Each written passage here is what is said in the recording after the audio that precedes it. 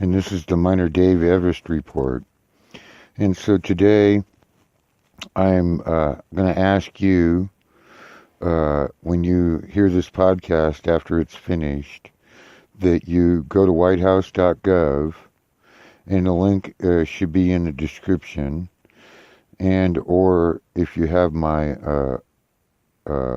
if you have the Spreaker.com app, you can go to Minor Dave Everist, and it'll have my email address and whitehouse.gov website. I have ability to put a website on link on there, even though I don't have a website. So anyway, so the main issue today is if you go to that whitehouse.gov and you go down to the bottom of the page, you'll see an email icon. But there'll be a place above that that'll ask for your email address. You should put that in there, and then you'll get email updates from whitehouse.gov of what the president's doing. But then you go down to the bottom, and you go to the icon, and you click on the email icon. I just went offline for a second. It's back up and operating. Something with the phone company. Anyways, because I'm doing this podcast from a Samsung phone, J36. Anyways, so I'm back up online, and it shows I'm going out live over Spreaker.com, and that means I should be going live over YouTube. Except I don't have any subscribers there on that. But anyways, so if you go in there and I guess I'm back up online. It went down for a second. It's probably to break for commercials later on.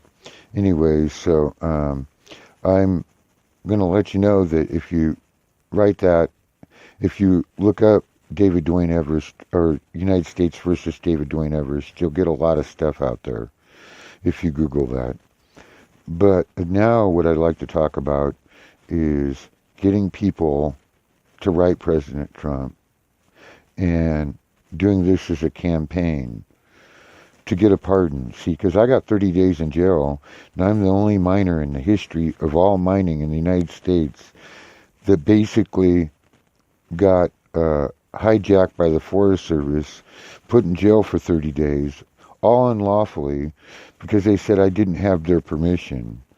Well, under the grant of 1872, 1870, and 1866, those are a grant held in trust, and the BLM manages that trust, not the Forest Service. So first off, they don't have jurisdiction exactly over it if it's locatable, strategic, critical minerals, or valuable ones, under the 1872 as amended.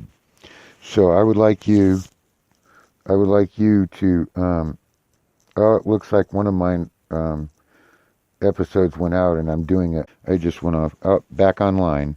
So it broke out of there again. So normally I make these short, but I'm going a little longer today because I'm trying to learn how to use this more effectively and be more accurate and get better at it. And of course, I'm over my sniffles now that I had on the last one.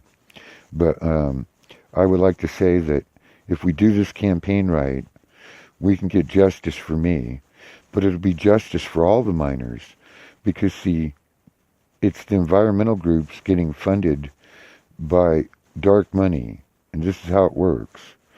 They give money to Chinese give money to these environmental groups that are over in China. They send that money over here, like the national, what is it? It's called the National Defense Council or whatever. It's in, I can't think of it, but there's several of these environmental groups that get money from the Chinese. And then they go out and they sue, or they protest, or they obfuscate our laws, because China right now wants to remain dominant in the critical strategic minerals, and so does Russia.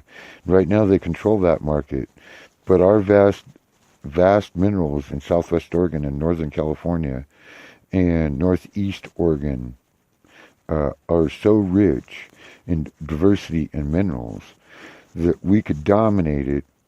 We could end up having lower prices, but still make money on it by the volume we could mine. And so we need to fight this, and we need to take care of all of this. And well, I'm doing the only thing I know to do is lobby President Trump and Congressman Greg Walden. You can call Greg Walden's office, and you can look up his phone number. He's got an office in Medford, Bend, LeGrand, and I forget, Hood River. So he's got the largest physical district in Oregon, and he's been helping me. I signed a release for his documents. He's reviewing them to see if he'll support me in a pardon. If you call his office, I think he'll support me, if you can get it out. And if you call the Medford office, talk to Melissa Stiles. And she's a real wonderful person. And anyways, have a good day, and I'll talk to you another night.